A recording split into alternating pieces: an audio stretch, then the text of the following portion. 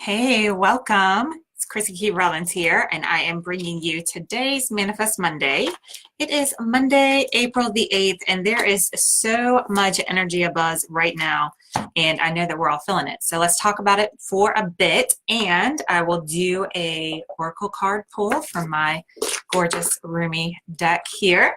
And yeah, it'll be a fun little discussion. And then if you like what we're talking about, you can join me. You can join me online over in the Conscious Success community, where I'm going to be doing a 3-card spread here right after this live, and have a little bit more oracle fun.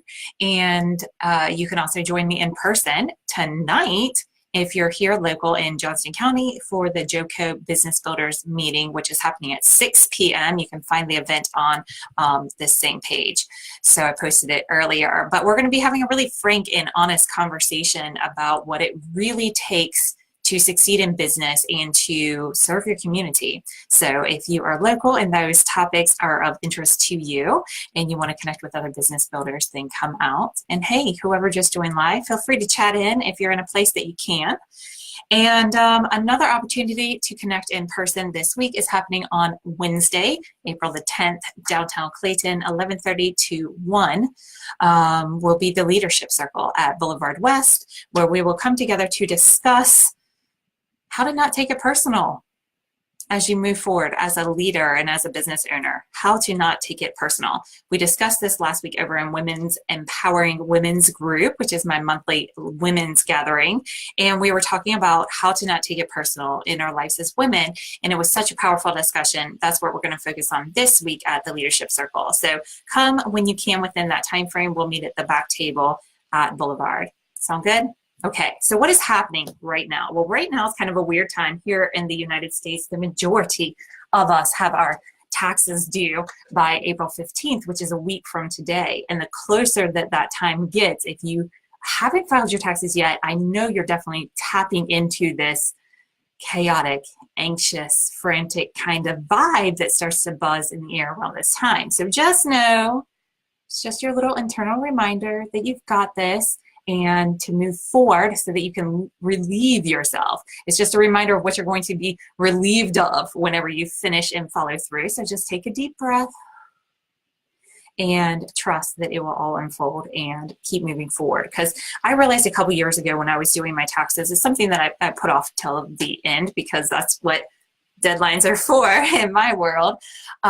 It's just a habit that I've had to learn how to grow out of, and I get more and more proactive at it the more and more that I really relax and trust myself in my journey. Hey, Colleen, so glad to have you here live. So I realized a couple years back that what I was putting off, like I was thinking about, why am I dragging my feet on getting these taxes done? And of course, what comes to my mind is all the tedious number finding, receipt finding, data gathering, not ever feeling totally confident because I didn't study doing taxes. I haven't spent the last 12 years of my life doing taxes. I've spent the last 12 years of my life having conversations like this, right? So I realized that on the other side of it, once they're complete, which always happens, that's what I realized. They always get complete. Every year they're done. Every year they're done on time. Every year nothing detrimental happens. Every year everything's fine. So why am I so anxious to do it, like a fear of something bad happening, when actually in past nothing has ever happened that we couldn't handle or figure our way out, or ended up being like a nice little return on money that was ours all along, but that's a whole nother conversation. Anyway, hey Erica, I'm so glad you're here too, babe. And sending a hug back to you, Colleen. So just know that you're going to feel better on the other side. It's all going to work out fine. You can face this. But if you feel a lot of anxious energy, especially if you're somebody who's already kind of sensitive to anxious energy, if you feel your anxiety going up over this next week, not only are we going to be starting to move into a full moon, which is going to be your opportunity to release old serving habits and cycles, but also that energy is going to ramp up for everybody who's feeling the anxiety around money, which is such a tense point, which is why I love guiding people into relaxing when it comes to money and shifting their money mindset.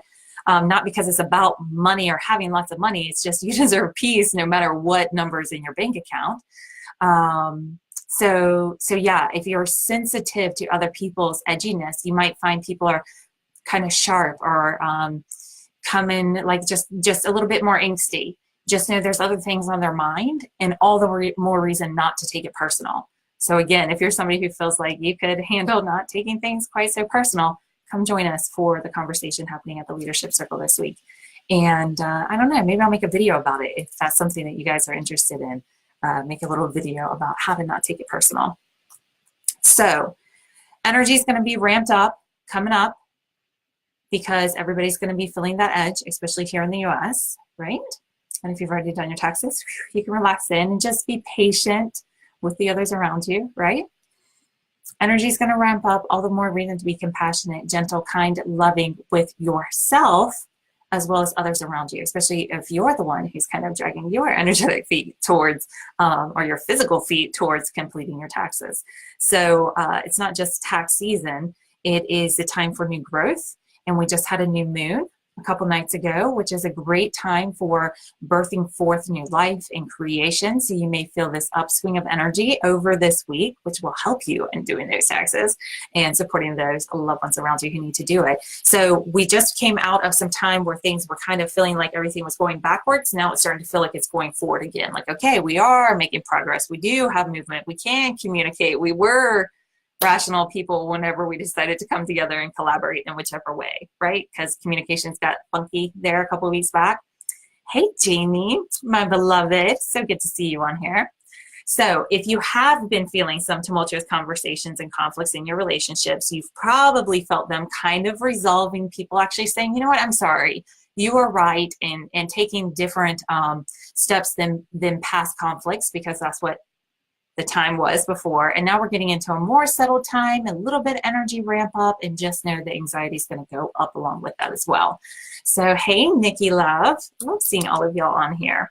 So anyway, I'd love to know, have you been feeling this same shift? Have you been feeling kind of the settling and resolution and the, oh, I'm sorry, and oh, you're right, and oh my gosh, I totally saw how I was wrong whenever I've done this many times before. Pretty certain that I was right. One of my recent ahas from all this communication stuff happening recently is that the right thing said, even with the right intention at the wrong time, is just wrong.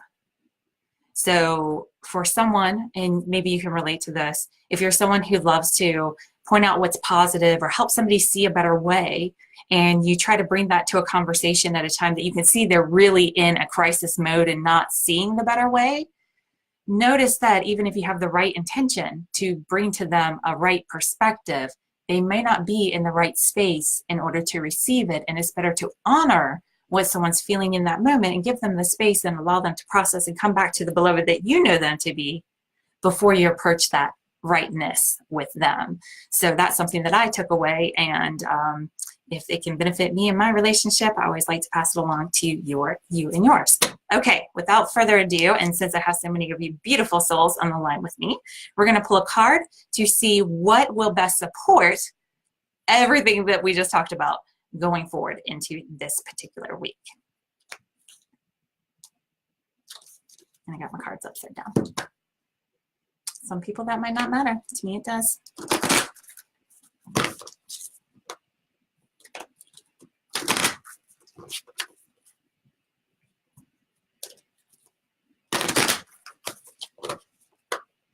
Okay.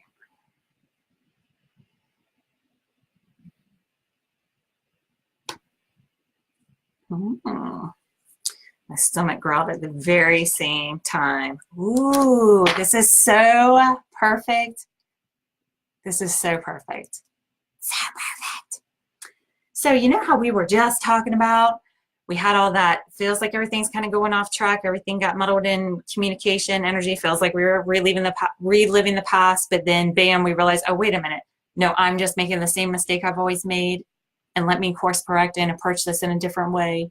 Even if I was right in some of it, maybe I wasn't right in all of it. We actually are letting an aspect of ourselves, a survival part of ourselves, die off when we take ownership of our situations, when we gain awareness and see a bigger picture, not only of what others are doing, but our own participation in it. And I always think about how it's like kind of trimming a tree. the health of that tree depends on not only giving it room to grow, but also knowing which branches are just going to clog its system and cause more problems down the road. So trimming away and letting go those habits and those things that no longer serve you. So in a sense, allowing an aspect of yourself or your ego to die off in order to birth forth a life that is more true to you, a more fuller expression of you in this world. That's the way that I explained everything that we were just talking about in the card that I pulled forth to support our journey moving forward. Is card number 1 in our deck. So let's talk about number 1 to begin with. Now, there's many things that can be said about the number 1, but specifically to oracle cards and using cards and number sequences like this, one of the things that's significant about it is not just that it's the first card in the deck, but the 1 represents new beginnings. Hey, Pete, it's so awesome to see you on here. I am reading oracle cards, so a little different than tarot cards. I'm not an expert when it comes to tarot. It's not something that I've ever studied, but oracle cards are really lovely because they don't have the same kind of history and attachment to them and some of the misnomers that come along with reading tarot cards. But they typically have a theme. This deck is a Rumi theme, and they are just messages that are in alignment with whatever the theme is to give you an opportunity to reflect on. And that's simply how I use them, as a way to, just follow your intuition and say, hey, is there anywhere in my life that this rings true, or that I feel inspired to make some shifts, or does nothing about this feel right to me? And then learning how you discern truth by that. So yes, to answer your question, and no and yes. Okay, so we're just talking about number 1. So number 1 in the deck always represents new beginnings. Colleen, you got it, head on. Colleen knows her numbers. She is divinely connected. She is all about angels and angel messages and love and light and all that beautiful stuff. So connect with her if you love numbers like her, and crystals and all that juicy stuff. So beyond death, life. Thanks for the love, Colleen. And thanks for all that you do in this world. I'm just going to flip here. I'm going to take a sip of water. Beyond death, life.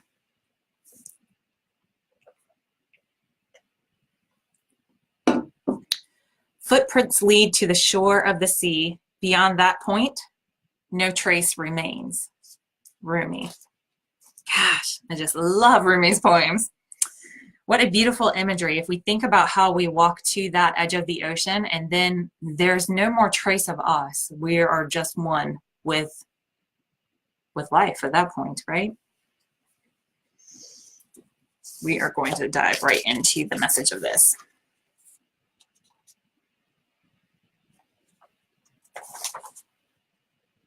Okay, so here you are, an old soul at the edge of something you have known, at the cusp of an ending and a beginning. Perhaps you are already in surrender and falling in, or perhaps you are fearful and resisting as you greet your own unknown destiny.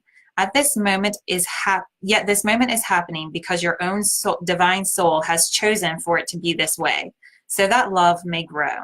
There is no punishment in this ending, nor is there anything to fear. There may be pain, there may be grief and loss, there may be uncertainty and even insecurity, yet you have a heart big enough to bear such growing pains. Your heart is even big enough to receive the joy that is laying in wait for you as you stumble across her in the course of your clumsy, inspired travails into new life. So what must you do to receive this divine grace, this new life? You must be willing to face death. It may be that death has come to you in the form of loss of a beloved one, a physical loss that takes you into the darkest despair or depths of your grieving heart. It may be death that comes to you in the ending of a financial or professional situation you once relied upon. It could also be in the sense that you don't really know who you are anymore. Old identities having shown themselves to be inadequate, inaccurate, mere ego mass, too small for the great being that you are starting to suspect you may be. Your death may be choice to let go, to take a step in a new direction, to move house, to end a relationship, to change career, or to step away from a religious or philosophical tradition or a group or teacher. Your death may not feel as though it has come by choice at all. It may be a sickness that leaves you feeling helpless, a relationship or other life circumstance changing when you wish with all your heart that it would not. Your transition through this death may be triggered by an inner feeling that you cannot quite pin down. Nonetheless, it powerfully propels you away from what has been and towards untapped possibilities, perhaps even towards great confusion as you encounter life in a new way, feeling even somewhat unprepared and uncertain as to what may lie ahead of you now. I'm just making sure that we're not getting too lengthy here. How you deal with this grace, hidden though it may be at first appear to be under the cloak of crisis, is up to you. You have enough spiritual intelligence to shift perspective and to choose, if you wish, to rest your inner gaze upon what lies beyond the death. Gaze instead upon the new life that is calling you. When you know deep within that no matter what experiences you have had in your life, that you are untainted, you will be more easily able to trust in the love the divine has for you. You won't question your worthiness, and therefore you will trust in life more easily and more fully, no matter how much it asks of you at times. The divine is a relentless lover. It wants nothing less than your total being to be held in its embrace. Sometimes that means we will have to give up lesser loves for the greater lover, the divine one that calls us to remember our true nature. You are a beautiful, blazing soul having a human experience that defies explanation and opens you up to divinity. That is what is happening in your life now. Whether the death is obvious or painful to you, or whether you are uncertain as to how it is yet showing up in your life, either way, there is an ending imminent and new life coming to you with greater opportunity for your radiant soul to shine its beauty in the world. Grasp what is becoming whilst honoring what is no longer to be. Amazing and beautiful and right on point. Hey, Chrissy. Hey, Erin. How gorgeous to see y'all on here. Thanks for tuning in, and catch the replay if you missed some of this. But we're talking about this card, Beyond Death, Life. So exactly that, where it feels like we are losing, where it feels like we are being forced, we are actually being gifted, we are being handed, and we are being invited into that life that we desire. Because this is the interesting thing, and I talk about this week after week on this particular broadcast, because this is Manifest Monday. And whenever we talk about manifesting, it's not about rearranging your life to make things happen at your will. It's understanding that all unfolds exactly as it should. So if something's coming into your life, it is not happening to undo you. It may be happening to undo your current situation, because your current situation can't hold your future desire. Or guess what?